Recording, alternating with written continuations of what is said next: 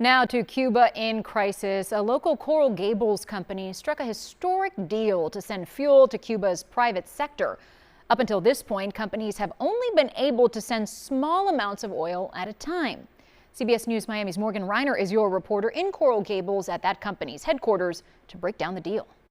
The oil that this company is sending to Cuba is supposed to end up in the hands of private businesses not associated with the Cuban government. But sometimes that line isn't always a clear one. So I asked Vanguard Energy what safety measures they have in place. After more than a dozen meetings with Cuban and U.S. officials, Vanguard Energy signed a contract to lease facilities owned by the Cuban government to store fuel on the island, allowing their larger oil tankers to head to Cuba. I asked Vanguard how it will ensure the fuel stays out of the hands of the Cuban government.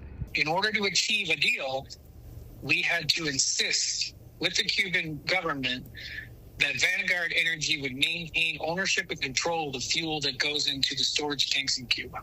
There is no transfer of title.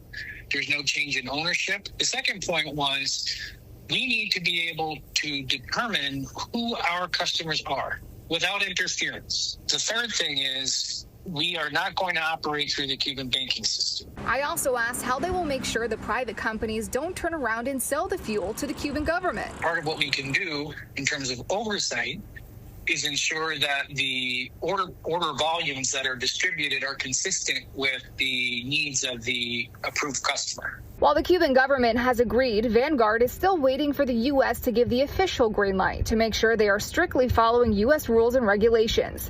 The president of the U.S.-Cuba Trade and Economic Interest Council, which represents the business community, believes Cuba wants this to succeed. They know that everyone's watching this, so I think they're going to behave themselves because also it alleviates some pressure on them. And that's something they desperately need right now. The president of Vanguard told me that the hope is for Cuban and U.S. officials to realize that privatizing the oil sector in Cuba is a good idea, which means eventually more companies could head into Cuba. In Coral Gables, Morgan Reiner, CBS News, Miami.